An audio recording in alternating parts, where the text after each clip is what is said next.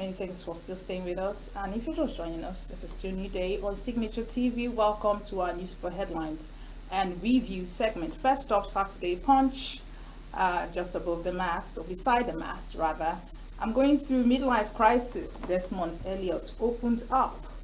UK immigration crackdown jolts Nigerian youths, and why 5,000 candidates with 300 plus UTME scores missed admission. Insecurity. Stop sacrificing our children. Parents of military personnel tell federal government on pages 4 and 10 with riders. None of my relatives will join the army, says widow. Defense chief blames porous borders to jihadists invasion. And Lagos couple in messy divorce battle. Riders, I married the devil, says husband. I have 4 months to leave after abuse, says wife. I studied medicine and surgery to please my Nigerian dad. Doctor turned food vendor in Poland, says. Simon Ekpa faces terrorism charges in Finland. On page 3 rather.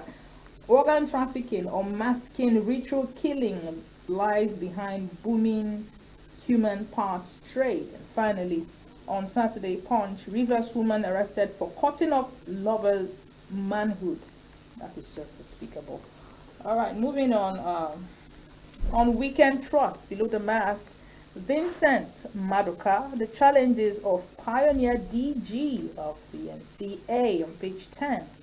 Insecurity forces down enrollment in Benue School on page 26. And NLC threatens showdown over 89 laborers at Dangote refinery on page 7. Boldly written in front of the Weekend Trust, addicts rot as drug business thrives in Abuja. With rider, if I don't take drugs, I could strip naked, coming from ex-banker. This is sad on page 4. Moving on, young Nigerians on the burden of hypertension, page 8. And finally, on the Weekend Trust, Tinubu orders military to step up efforts against insecurity, and after 10 years, 11,000 IDPs relocate to Borno Shots camp on pages 14 and 25 respectively. Next up to Saturday Times and above the mast, NNPP chieftain Ajadi slams jump over UTME failure, and a day and due to NAS. Repeal CBN law criminalizing Naira spraying. On entertainment, Vicky James sparks debate with marriage advice. Shadow government, 500 lawyers to defend me against DSS coming from Utomi. Quite interesting. Cultism, Governor Diri directs VC to expel cultists from state university. Military to deploy new platforms and combat enablers in Northeast CDS assures. West Africa security and political economy on page 16. And finally, on the Saturday Times, Delta Police debunked viral video claiming assault on Ghanaian German national on page 11. Over to this day, above the mast, federal government secures 100 million euro concessionary funding from French Treasury to develop creative infrastructure, rather that says denies moving ministerial briefing to London on Omahi. 2.2 trillion naira spent on repairs, construction of 289 roads in 2 years. Citing rising debt, Moody's pushes US out of top AAA rating club. Below the mast, Abdele Mamoudou's lecture, Obasanjo urges collective action to end poverty. Tinubu approves more air assets to tackle insurgency, with riders orders military to intensify counter-terrorism operations, meets CDS and service chiefs. Military warns against misinformation and recirculation of old footage. And finally, this day, how Igbo apprenticeship system can unlock Nigeria's economic empowerment. Hallelujah. All right, moving on, the nation. On Saturday, nation above the mast, inflation decline down To President's economic reforms, says Minister with Riders. Federal government completed 279 road projects nationwide coming from Umahi and execute 1,500 water sanitation projects in 2 years. And Finland charges Simon Ekpa with inciting terrorism. Below the Saturday Nation, masked on insecurity, Tinubu orders new push to tackle Sahel threats. And orders with riders, states, local governments, communities must join federal efforts. CDS says national peace, stability require inclusive governance. Receives a laughing, reaffirms focus on education, healthcare, and cultural values. The FCC arrests ex-government contractor for alleged 30 billion naira fraud. And JAB opens counseling center for UTME candidates, while Oloyede should be allowed to fix UTME hiccups, coming from Yusuf Ali. And finally, NAPTIP rescues 19 girls impregnated by one man. And that's the much we can take on our newspaper headlines. And our review comes up immediately with the Oracle, Chris Maduka, in the studio to do justice to that. Good morning, Chris, the Oracle himself. Chiggy. Okay, hold that thought. I'd like to reintroduce him. He is Chris, drum roll, the Oracle, Maduka himself. Good morning, Chris, and welcome to the show. When are you going to stop this drama? Okay, Chiggy. I don't even Chiggy, know. thank you. So, Chiggy. Thank you for welcoming me with drums. All right. So, let's just... Then the Igbo says, Mmonye nwekoja anaka, and dike na dike zunezi. Hewele ibawe naka. That's like Chiggy and Chris are meeting this morning on New Day. If you welcome me with drum, I welcome with drum. Interesting. Let's start from the last day. It's funny, you know when before you introduced me, I started laughing. He said NAPTIP is rescuing 19 girls. Impregnated by one man. From who are they rescuing? I thought they were rescuing people who are taking on slavery. Okay, sex slavery. Yeah, the caption should carry more than this. No, but it's not that stops a man from impregnating 19 girls or more. Listen. Nobody said rescue from rape. He said they were impregnated. And it takes a man to impregnate a woman. And this particular man, he should be studied by the gynecologist and some, these days, if you know, I'm sure you know, because you are within that constituency, that there is high level of infertility among men and women. Yes. Now, a single man without qualms in this hardship and hunger, I think they should be called to, in the olden days among the Igbos, they call him Mboba. They have to get the man to do works, hire them, put them in hospitals, where a lot of men are... Their sperm cells? No, harvesting what? Put them on duty, because it might be that some of these men who come to the hospital looking for medical, with somebody who is a mobile fertility machine. Why going through all this long mess of scientific, what do you call it, intro viral infusion? Well, I wish we could ask a lawyer if there's any law, except the girls were held against their will. Well, most often than not, these girls, they get impregnated as teenagers and they go to these places, and they give birth, they don't go back. There are so many. The thing is that the thing is not linked with child factory. It's not like somebody opened child factory, got girls paying them to manufacture children. This is what we hear in Nigeria. But there's a boy in Anambra State who the Commissioner for Women Affairs just recently said they brought the case to her. The young man went for one boy business. Within 2 months of being with his oga, impregnated the oga's daughter, impregnated his sales girl, and the man was rage, furious. He said, "Go home to your parents." The guy got home to the parents in 3 months of going back home to stay with the parents. 7 other girls, because when they calculate, 8 other girls were impregnated by the same boy. These are record makers that should be studied. Because people are wondering what they do with the this boy is not forcing is not raping. There must be some honey pot that this boy is carrying that the girls are attracted to.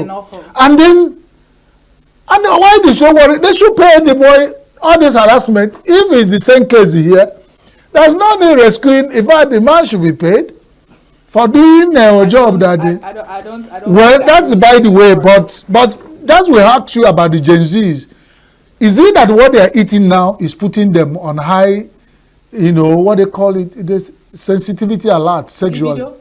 High libido? I can't understand what is happening. Values. Because what is happening, the value has broken down.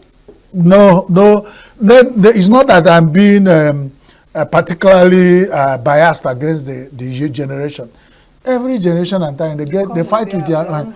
But if then they should control it, because somebody I saw this beautiful inspirational talk is erection without control. It's just like what happened in Nigeria. Anything you do without control and humanity and conscience is devilish. So for this man, he should be brought and then kept somewhere for his head to kiss a penata, so that he would at least if he moves into the street with this high level of libido, even the married women are not safe. And they didn't tell us whether the 19 girls, some of them have been engaged or promised to be married. Yeah, it's important we actually go into insecurity. Tinubu orders new push to tackle Sahel trade, and I think we'll be looking at that together with that's the Nation. We should be looking at that with what was said and this day. Punch also Punch mentioned that Tinubu approves more air assets for insurgency fight. Well, kudos to the federal government. This seems to be a new move. But we have known how much that they spend on insecurity since the last 20 years. And they seem to be getting worse every day. So we also be approving more air assets, spending more money and putting more budget on this. That is, if Nigeria is sure we are not planting seeds with squirrel in our bags, something is wrong. Because if 10 is not in the house, if 10 enters, it will vamoose. So, this corruption that is punching different holes in Nigeria's budget, and we are looking for what is happening to us. It cannot work. There are so many urulus, squirrels, in our bag of seeds, and it's not accumulating, it's all depleting. If this, what the president has approved, will count and avail much for us, maybe we will have some respite for this insecurity, because it's getting overwhelming. In fact, it's getting so much that nobody sleeps with their two eyes closed these days, wherever you think you are. On this day, there's another interesting news piece, how Igbo apprenticeship system can unlock Nigeria's economic empowerment. Do you think our what's it called, sectorial or biases would permit this? You have helped me to answer. You know one thing, people are cutting their nose to spite their face in Nigeria. Well, I'm not saying it because I'm an Igbo man. I'm not saying it for anything. These are a group of people that, for one thing, everybody in our primary economics taught us about what we call comparative advantage. For God's sake, Chigi, you have your advantage God has given you. No matter how I try, I can't take it from you. And if we want to be a partner in business, it's also for everybody to explore the advantages and we move forward. For a Nigeria to stigmatize a particular tribe, they don't want to even look through and get anything that is good from them. They are throwing the baby away with the bathwater. This has kept us here. What you do not have, another person have. And because you have stigmatized and you sow this message of stigmatization to all the generation of Nigerians over time, they look at Igbo people as, if they don't look at Igbo man as the one who likes money. But you look at the corruption in Nigeria, it's not just Who doesn't like money, for instance? So why don't not lick the bias and take the good things? You know, in Igbo proverb, they say, "Ana hapu ule ni sinku, mo yenku bata." If you see, ask the wine tappers where they go and harvest palm wine up there, they will tell you all the impurities there, and they still sieve them away, harvest the palm wine, come down, people will savor them and drink. Why are you looking at negativity and forgot the positivity? Why are you pursuing the shadow and leave the substance?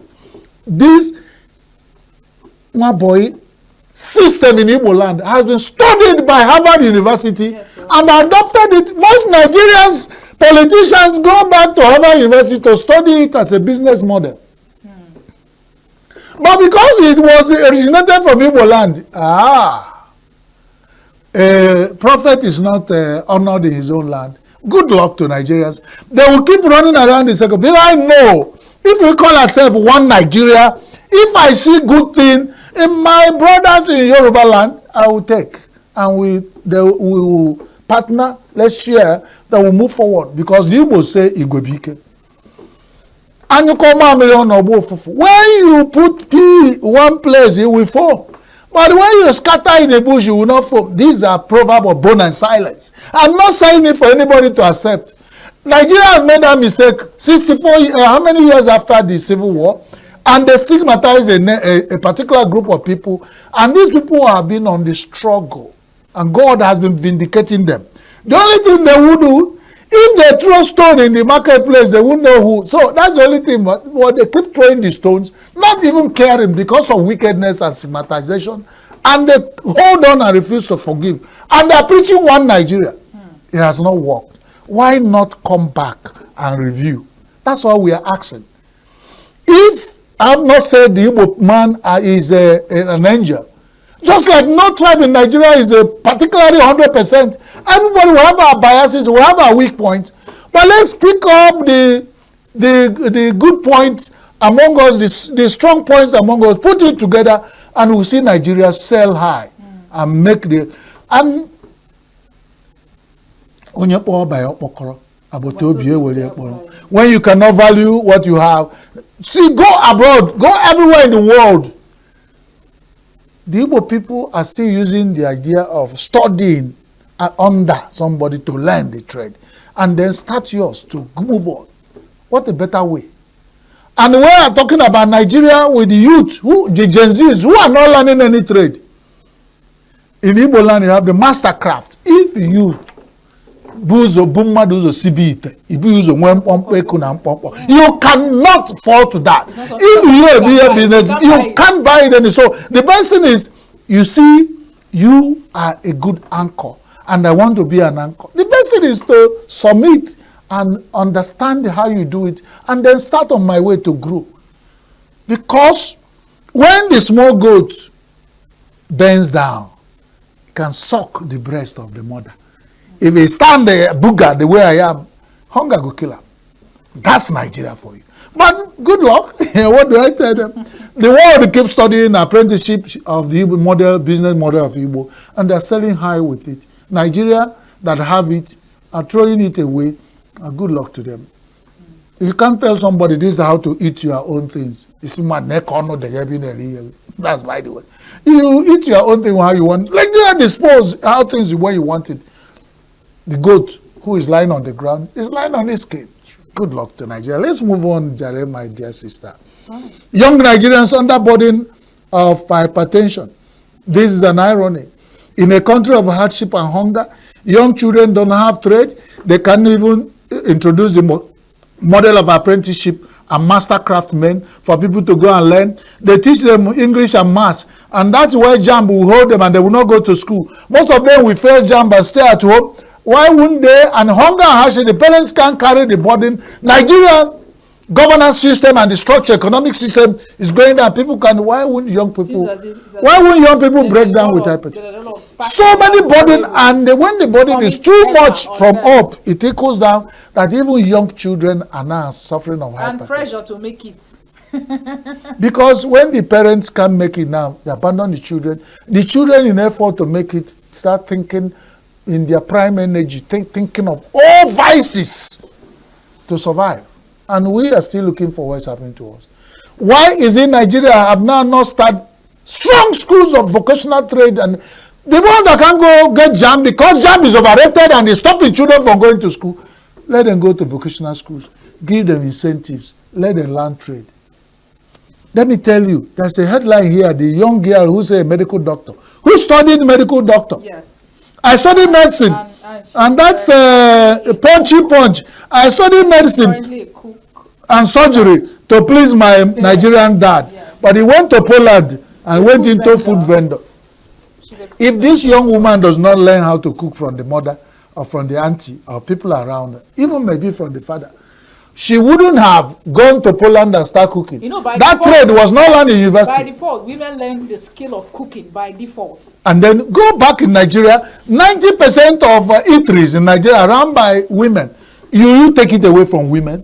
Now, if you as a young woman want to learn how to cook, those days my mother told me, when they are growing up, they have where they say, if you are getting up to the age of marriage, they send you to all these village matrons that have so many, they train on how to sew clothes, how to cook, how to clean house, all those things. And then when you come out, it's like you're ready for marriage and ripe. And men, you become to scramble for you because you've gotten all the talent they want.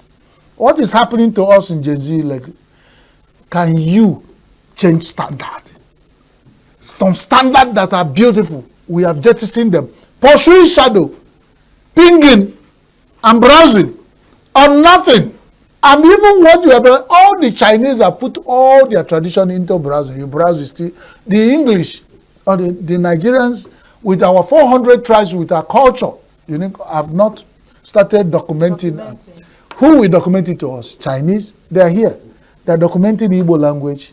They are documenting Hausa Yoruba language for us. They are studying it, and they are coming with Confucius study centers in Nigerian universities and taking our Igbos, and they are studying languages on Nigerian languages abroad so that they can enter Nigeria, speak all the languages and move about anywhere, cripple under us like kerosene, and then take everything we have. Nobody is thinking about it. But let me tell you, we don't stop anybody who wants to advance. Whatever style the person uses, it's you that is waiting, thinking that there's free lunch somewhere that I pity. So the bottom line is to get a skill at least. The skill, you can't. These days I preach to all find something that you know how to press phone is a skill, but it's not been. You know, Jews do that actually. Every child in a home must have a skill. You must have a skill. At the backyard of your father's house, there's either a carpentry workshop or a cobbler's workshop. You must have a skill as a Jewish, person. And now in Nigeria, what do you do with politicians? With all the money they amass from, let me not just use that overused word of corruption. They amass this money, they rather go, instead of going to their constituency, all the constituency money they've given them, and I've learned recently that none of them have a constitutional project that is less than 1 billion. You won't hear of vocational training centers, visits. You can't. They rather go and build bus stops and share the money and just do mago and that. And these are the people, because if they empower them, they will not get them to carry, there will be thugs for them. They weaponize this. But then, one day, it will ricochet. The army said, well, the ricochet bullet, Rico, they call it, is the most deadly bullet in the war front. Draw your attention to the Saturday Times on shadow government. Professor. Yeah, there are two things we'll quickly, but then the insecurity, stop sacrificing our children. Parents of military personnel tell federal government, this is emotional. This is emotional. This is emotional. The Igbo say, these young army officers that are dying at the front line every day, and they are viral video, they are crying, there is suspect sabotage in what is making them, they are not getting orders to attack when they're supposed to attack. The weapons they are given to go and face. They are not even fed well. So many things are working against them, and you find some viral videos of they saying that these are, who are they fighting? Are they fighting the enemies? Are they fighting themselves? Is a house divided against itself? Nigerian government really need to look at this. Instead of sacrificing our young ones, somebody has said jokingly, says, sell Nigeria, let's share the money. Because he believes that when you share Nigeria, if you sell Nigeria, for instance, let's say 500 trillion, that every family, every head, every living head in Nigeria will get up to 2 billion. That is if other things being equal. But that's about it. Stop sacrificing our children. Parents of military personnel tell FG, this is quite emotional. Because if you young Nigerian with all that dream to go and defend the motherland, go there and they met this kind of thing. And they bring back a young Nigerian as a dead soldier to the parents, and they cannot explain what happened to their children. Something is wrong. With that encouraged, I hear the army are saying the Igbos are not being recruited in the army. And some of these things I've said here are part of the reason they say that there is no trust again. And some tribe in Nigeria have said, recruit yourself in the army, go fight insurgency. And they are not calling the Igbos to come and take shares, making sure that they get their shares in and the models that they invented. Nobody is looking at it. He wants you to go and join the army. What do people see? A slave that sees where a fellow slave is being buried. Doesn't he know that the same fate awaits him? How should people look at these young Nigerians being decimated every day and want them to rush to go and join the army, despite there's no job in Nigeria? Even if you offer them free and recruit them free, they will not go. So Nigerian security agency and the Nigerian army should look at it. And then let's go back to what you said. Yeah, what you said. Professor Patutomi. Yes, Patutomi said, Patutomi slept and woke up and said, I will form a parallel government. DSS has rushed to sue him. Because if he has formed a parallel government and go to the press, announce his structure, and it's like coup, you now can charge him to court for treason. But he said, I will. And the DSS has already gone to court. And now you find over 500 lawyers ready to defend the Patutomi. And Patutomi has told them, he has gotten to the point where I don't even care whether I live or die. That tells you. The message is very clear. If more Nigerians begin to talk like Patutomi, and they are ready to form parallel government, they've not formed, they begin to talk forming parallel government. And by the way, what is parallel government? A lot of parallel governments are existing. The what they call it, non-government actors that are ruling so many wings, so many communities, investing the terrors, the bandits. They are non-government actors and they are running parallel government. Even some communities are paying taxes to them. I wish that DSS would have sued them, gone to fight them. Is the man that is as harmless as all is talking with his mouth. If what happened in Nigeria continues, I will form parallel government. Those are the ones they've already rushed to sue. I wish them good luck. And I'm not supporting anything, but I'm saying we should know where our priorities lie.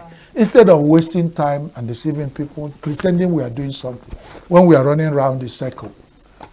If Nigerians pretend we don't know who our enemies are, we are telling ourselves right.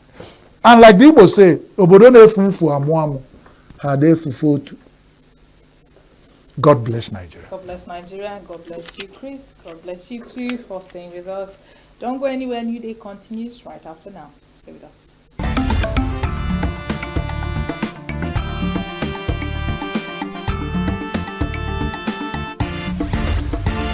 Signature TV, news in your pocket.